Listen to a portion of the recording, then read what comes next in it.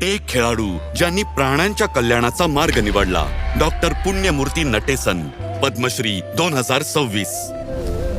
तंजावूर जिल्ह्यातील वल्लम या सुंदर गावात 1960च्या दशकात एक मुलगा शेतकरी कुटुंबात लहानाचा मोठा झाला. त्याला खेळ खूप आवडत. एक उत्कृष्ट खेळाडू आणि हॉकीपटू बनण्याचं त्याचं स्वप्न होतं. महाविद्यालयात शिक्षण घेणारा तो त्यांच्या कुटुंबातील पहिला सदस्य होता. तो त्याच्या आजोबांचा खूप लाडका होता. जेव्हा मी कॉलेजसाठी आशीर्वाद घ्यायला आजोबांकडे गेलो तेव्हा ते म्हणाले, शेतकऱ्यांना मदत होईल असं काहीतरी शिक. तो माझ्या आयुष्यातील एक महत्वाचा टप्पा होता. त्यावेळी मला फक्त BSc ॲग्रिकल्चर बद्दल माहिती होती. मला वेटरनरी सायन्स बद्दल माहिती नव्हती. माझा मित्र आणि वर्गमित्र वीर पांडियन याने मला वेटरनरी सायन्सची ओळख करून दिली. 70च्या दशकाच्या मध्यातील तरुण पुण्यमूर्ती मद्रास वेटरनरी कॉलेजमध्ये पोहोचले. ते फक्त अभ्यासातच हुशार नव्हते, तर सलग 2 वर्ष कॉलेज ॲथलेटिक्स चॅम्पियन सुद्धा होते. काही वर्षांनंतर ते इरोड येथील कृषी विज्ञान केंद्रात कार्यरत झाले. तेथील एका घटनेने त्यांच्या विचारांना नवी दिशा दिली.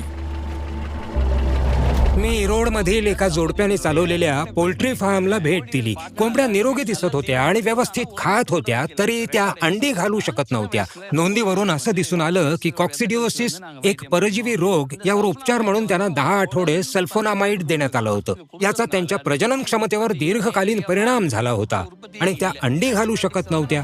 जर आपल्याला भविष्यासाठी अँटीबायोटिक्स वाचवायचे असतील तर आपण त्यांचा सुज्ञपणे वापर केला पाहिजे किंवा पर्याय शोधले पाहिजेत, हे मला जाणवलं. वनस्पतींच्या औषधी गुणधर्मांचा आधार घेऊन डॉक्टर पुण्यमूर्ती यांनी प्राण्यांच्या आजारांवर उपचार करण्यासाठी आणि त्यांना प्रतिबंध करण्यासाठी औषधी वनस्पतींचा वापर केला. अशा प्रकारे त्यांनी नैसर्गिक घटकांवर आधारित पशुवैद्यकीय प्रणाली म्हणजेच एथनो वेटरनरी मेडिसिन विकसित करून तिला मान्यता दिली. पशुपालकांसाठी मास्टायटिस हा एक गंभीर आजार आहे.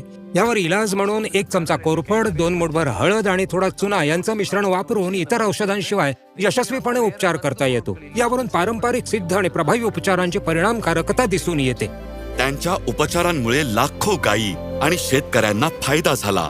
त्यांनी प्राण्यांच्या 34 आजारांवर 5 सोपे उपचार विकसित केले. एक जबाबदार पशुवैद्य म्हणून जितकं निरोगी दूध, अंडी आणि मांस पुरवणं जरुरीचं आहे, तितकंच जमिनीचं आरोग्य टिकवण्यासाठी निरोगी शेण आणि गोमूत्र पुरवणं देखील जरुरी आहे. भविष्यासाठी अँटीबायोटिक्स जतन करणं देखील अत्यंत महत्वाचं आहे, जे एथनो वेटरनरी चिकित्सेद्वारे करत आहोत. डॉक्टर पुण्यमूर्ती यांचं सर्व संशोधन सर्वांसाठी विनामूल्य आहे.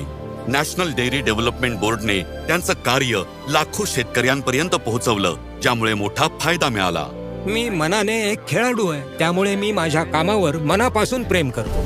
डॉक्टर पुण्यमूर्ती नटेसन, पद्मश्री 2026.